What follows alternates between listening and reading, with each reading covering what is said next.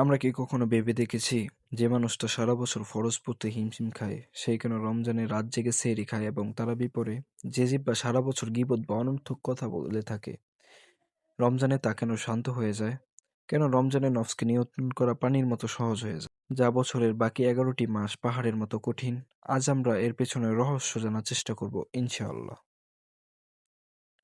রমজানে নফস নিয়ন্ত্রণ করার প্রধান প্রধান কারণ হলো পরিবেশ। আপনি যখন দেখবেন আপনার চারপাশে সবাই রোজা রাখছে, সবাই মিথ্যা ত্যাগ করছে এবং আল্লাহর ইবাদত করছে, তখন আপনার নফস এক ধরনের পজিটিভ সোশ্যাল প্রেশার অনুভব করে।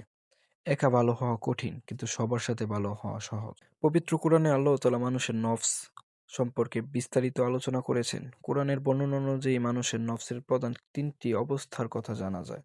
নিশ্চয়ই মানুষের নফস মন্দ কাজের নির্দেশ দিয়ে থাকে, কেবল সে ছাড়া যার প্রতি আমার রব দয়া করেন। সূরা ইউসুফ আয়াত নং 53। আমি কসম খাই তিরস্কারী নফসের। সূরা আল কিয়ামাহ আয়াত নং 2। হে প্রশান্ত নফস, তুমি তোমার রবের কাছে ফিরে এসো সন্তুষ্ট ও সন্তুষ্ট ভাজন হয়ে। সূরা আল ফজর আয়াত নং 27-28। যে ব্যক্তি তার নফসকে পরিশুদ্ধ করবে সেই হবে সফল, আর যে একে কুলসিত করবে সে হবে ক্ষতিগ্রস্ত। সূরা আশ-শামস আয়াত 9-10। আল্লাহ মানুষকে তাদের নফসের মাধ্যমে পরীক্ষা করেন। ক্রুবৃদ্ধি দমন করা জান্নাতের লাভের অন্যতম শর্ত। কিয়ামতের দিন প্রতিটি নফস তার কৃতকর্মের জন্য জবাবদিহি করতে বাধ্য থাকবে। রাসূলুল্লাহ সাল্লাল্লাহু আলাইহি ওয়াসাল্লাম বলেছেন, রমজান যখন শুরু হয় তখন শয়তানকে শৃঙ্খলিত করা হয়। আমাদের নফসের সবচেয়ে বড় কুপরামর্শদাতা হলো শয়তান। যখন এই শত্রু বন্দী থাকে তখন আমাদের ভেতরের নফসে আমবার আর দুর্বল হয়ে যায়, ফলে আত্মশুদ্ধির লড়াইটা আমাদের জন্য সহজ হয়ে যায়।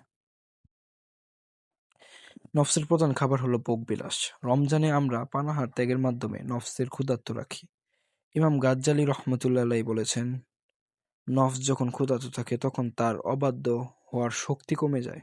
যখন শরীর দুর্বল হয় তখন রূহ বা আত্মা শক্তিশালী হয়। এ কারণেই রমজানে আমরা নফসকে সহজেই বশে রাখতে পারি। ঈদের চাঁদ ওঠার সাথে সাথেই শয়তান মুক্ত হয়ে যায় এবং আমাদের পরিবেশ আবার আগের মতো হয়ে যায়। আমরা তখন রমজানের সেই আধ্যাত্মিক ট্রেনিং ভুলে গিয়ে আবার ভোগবিলাসে মেতে উঠি। ফলে নফস আবার আগের মতো শক্তিশালী হয়ে আমাদেরকে নিয়ন্ত্রণ করতে শুরু করে। রমজান হলো এমন একটি রিচার্জ করার মাস। এই মাসে কেবল নফসকে নিয়ন্ত্রণ করা শিখলাম, তা যেন বাকি 11টি মাস ধরে রাখতে পারি। মনে রাখবেন, আল্লাহ শুধু রমজান মাসের রব নন, তিনি সারা বছরের রব। নফসকে পবিত্র রাখুন, জয় হন ইহকাল ও পরকাল। দেখা হচ্ছে নতুন কোনো ভিডিওতে নতুন কোনো তথ্য নিয়ে। আজকে এই পর্যন্তই। আসসালামু আলাইকুম। আল্লাহ হাফেজ।